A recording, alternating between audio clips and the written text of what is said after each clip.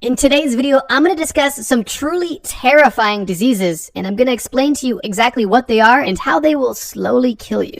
If that's not exciting, then I don't know what is. One thing I'll say right off the bat is that these are not the deadliest diseases. These don't have the highest death tolls. The qualification for this video was just diseases that I thought had rather scary effects, and I think you guys will agree. And by the way, this video gets more terrifying as the video progresses. Now let's get into it. First on our list, we have aquagenic urticaria, which can simply be described as an allergy to water. Yeah, you heard me right. The one thing that sustains all life on the entire planet. Yeah, there are some people that are allergic to that, and it has some pretty severe effects. Just imagine you're drinking a glass of water, and with every gulp, you slowly feel the water go down your esophagus, and behind it, your esophagus starts to blister and burn as if it's irritated. For some people, that is a reality. People that are affected by this disease don't only feel the effects when they consume water, it is also anytime they're in contact with water, making daily life a struggle. Bathing, showering, even sweating and crying can cause a severe allergic reaction. And like any allergic reaction, this reaction can be life-threatening. And direct contact with water is most often compared to being stung by a nettle plant, which if you've experienced is not pleasant at all. Besides the fact that there is no cure at this time and that there is only treatments available, one of the scariest things about this disease is that we're not even sure why it happens or what causes it. For me, one of the scariest parts of this disease is the fact that your life is so significantly changed. Anything to do with water, which is most of life, is now a chore and to be avoided. That means showers, the rain, any potential exposure to water could be life-threatening or at the very least extremely annoying and cover your body in hives. Like I mentioned earlier, the video only gets more terrifying as the list progresses, so this is definitely the most tame condition on the list, and due to the nature of this disease being lifelong, not fully understood, and also so easily triggered and so severe in nature, it definitely makes it terrifying, at least for me. But with that being said, let's move on to our next entry. This next disease is extremely rare, only 700 cases worldwide, over half of them being in the US, and it is also extremely heartbreaking. This disease I'm talking about is Fibrodysplasia ossificans progressiva, or FOP for short. This disease is also known as the statue disease, because it slowly turns people into statues by turning their muscle and ligaments into bone. FOP is a rare musculoskeletal condition where at birth and progressively through life, muscles and tendons are gradually transformed into solid bone, slowly but surely making movement impossible. The average life expectancy with someone with FOP is early adulthood, and most people affected by FOP are completely immobile by age 30. Something that's interesting about FOP is that the most common cause of death is respiratory infection, meaning that FOP itself isn't typically the cause of death, although it plays a significant role. I don't think I necessarily need to go into detail on why this is such a terrifying disease, but in case you're not yet sold, let me paint a picture for you. Just imagine going through life knowing that slowly your entire ability to move and live is going to be limited, and every day you wake up, you may start to notice bone forming somewhere new in your body. Imagine by the age of 18, your jaw is fused shut and eating is a challenge, and your leg is fused solid straight and it's hard to walk, and your arms are fused straight down and you can barely use your arms and not move them at all. This disease is extremely unfortunate, and luckily it is rare, but for those who suffer from it, I do genuinely have the most sympathy for. This disease slowly takes your life from you and you become trapped within your own body, and you literally do become a human statue. To me, this is extremely terrifying and also upsetting.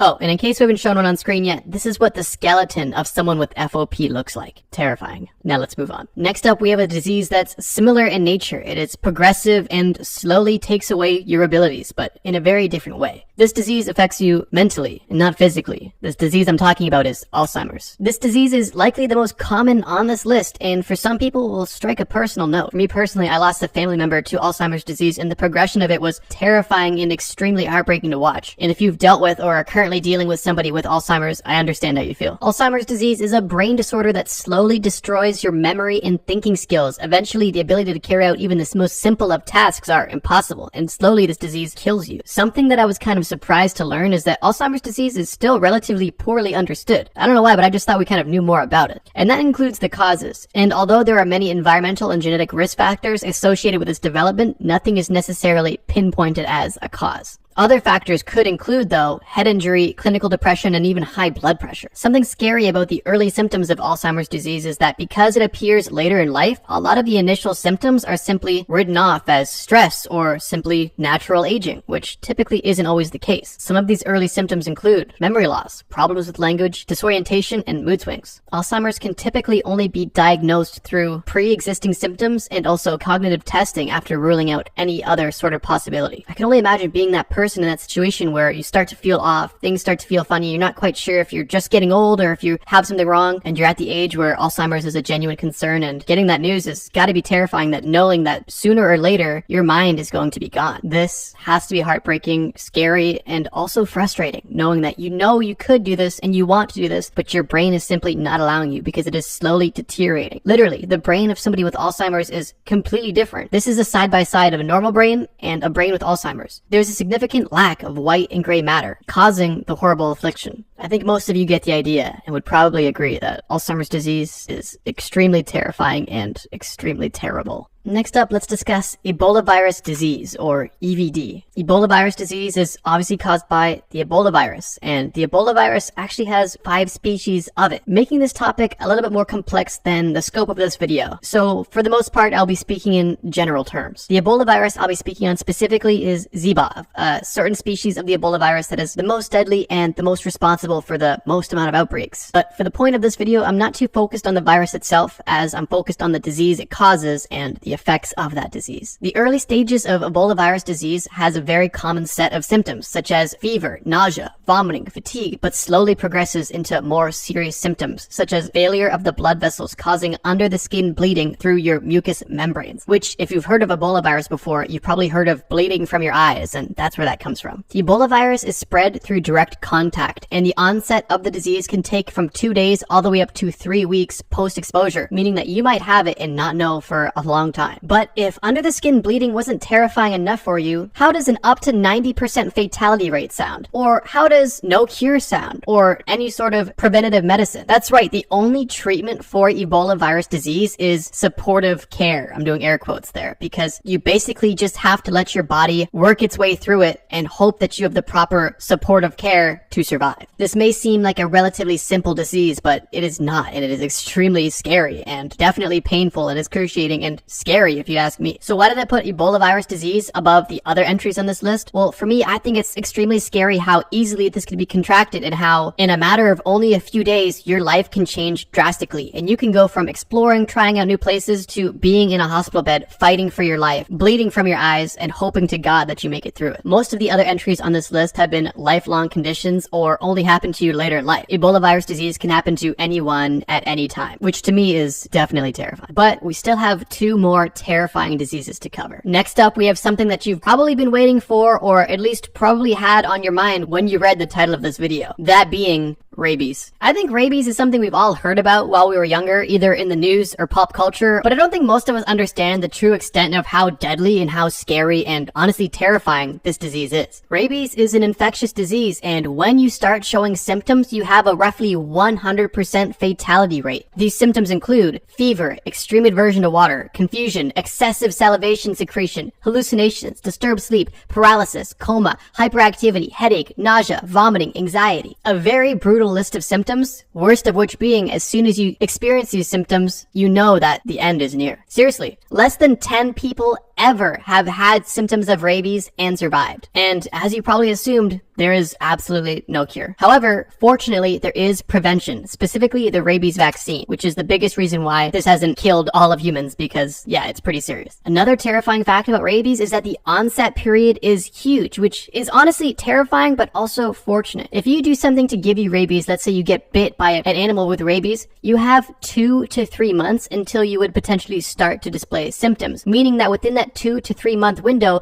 you have the ability to get vaccinated, and although it is only a preventative measure, it still would help prevent the onset of the symptoms, meaning that you would be likely to survive. So for that reason, the long incubation window is fortunate. But on the other hand, let's say you were bit by an animal and you didn't know it had rabies. Because you had no immediate side effects, you would imagine everything is fine. And then imagine 2 to 3 months later, you're just all of a sudden extremely scared of water, extremely confused, and salivating all over the place. These sudden, strong symptoms would be terrifying terrifying, and then being informed that you have rabies and will soon die must be unbelievably terrifying. Rabies is a cruel and painful death, and I wouldn't wish it on anybody, and for that reason I had to put it high up on this list. And for the final entry on this list, we have a disease that is likely one of the most infamous diseases of all time. This is a disease that killed anywhere from 25 to 60% of Europe during the 14th century, with an estimated death toll of over 50 million. I'm talking about the bubonic plague. Also, before we even get into it, did you guys know that the bubonic plague is still around? There is still hundreds of cases every year of the bubonic plague. Pretty crazy. And the disease is still just as serious, it's just nowhere near as common as it once was. The bubonic plague is spread through the bite of infected fleas and only takes a few days to fully onset. The symptoms include headache, fever, vomiting, and most importantly, swollen lymph nodes. We'll get into that in a second. Without treatment, the plague results in a 30 to 90% fatality rate in those infected, and death occurs quickly in only a matter of 10 days. Fortunately though, with treatment, the fatality rate only drops to about 10%, which is still scary, but not nearly as scary as up to 90%. Why the bubonic plague is called the bubonic plague is because the virus causes swelling in the lymph nodes. Like I said earlier, these swollen lymph nodes are called buboes, and during your infection could explode. They're basically just big, painful lumps under your skin, and honestly, buboes is way too cute of a name to be given to something so gross and deadly. But yeah, the bubonic plague is pretty well known, and I feel like I don't need to go too deep into detail on it. Besides what I already mentioned, it's gross, it's deadly. Luckily, you can likely survive it today, and it's pretty rare, but at one time, it was the biggest, scariest thing around. So for that reason, I figured it deserved a spot on here. And ladies and gentlemen, that's all for this video. I know this video is kind of a bummer and definitely creepy, but one thing to remember is if you are not experiencing any of these diseases, which I'm assuming you're not, then you should be grateful. Be thankful for your health because it's really all we have at the end of the day. Take care of your body, eat well, exercise, and make sure you take proper precautions when doing things that could lead to disease, or while doing anything dangerous in general. Just be smart, be safe, and take care of yourself, and be grateful for every day that you're healthy. Thank you guys so much for watching this video, and I'll see you in the next one.